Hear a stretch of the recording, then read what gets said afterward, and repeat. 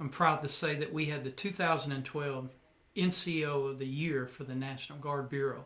Out of 350,000 soldiers in the National Guard, Sergeant Matthew Howard made it all the way to the DA level. So he won this competition.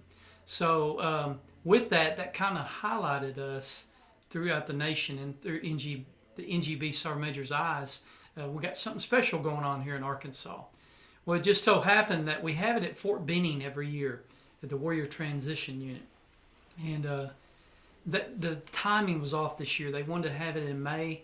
We couldn't do that because we hadn't even had our regional competitions.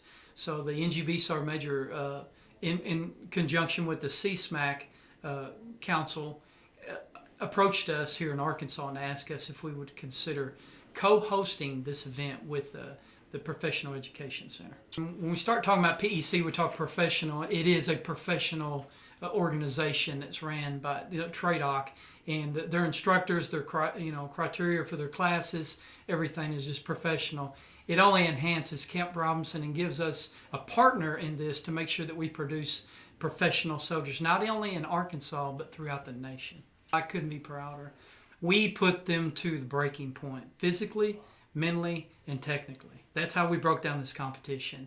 First couple of days was physical mixed with mental. They had to have appearance board, and we grilled them with questions from all these main command sergeant majors that, trying through their study guide.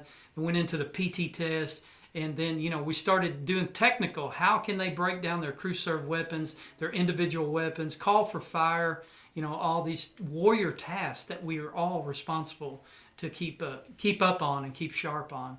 That went into the mystery event, which they had to have a 9mm and go through a scenario where an IED has just gone off, and they had to fire their pistol, but only then they had to fire it right-handed and left-handed downrange. So that was kind of not their comfort zone using a pistol.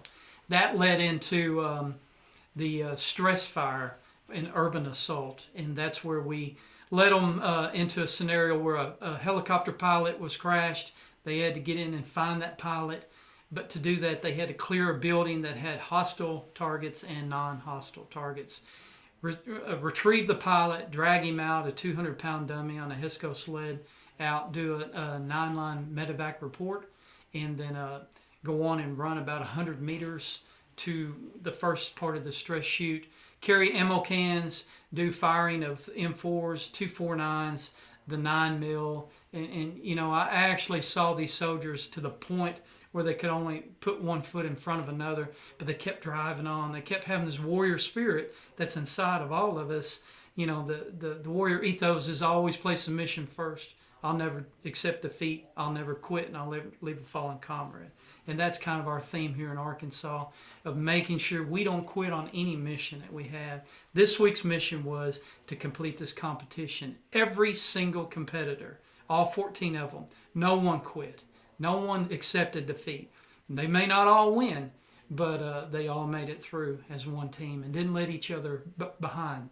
They would go back and make sure the other one was all right and check on their uniform and things. Our mission statement, and I want to send out a plug to my 233rd RTI unit who orchestrated this whole training event. We were in partners with PEC. They handled the administrative and logistics part of it. They also did the PT test, and then they did the awards banquet at the end. But my RTI unit, this was a mission for them, for their operations cell.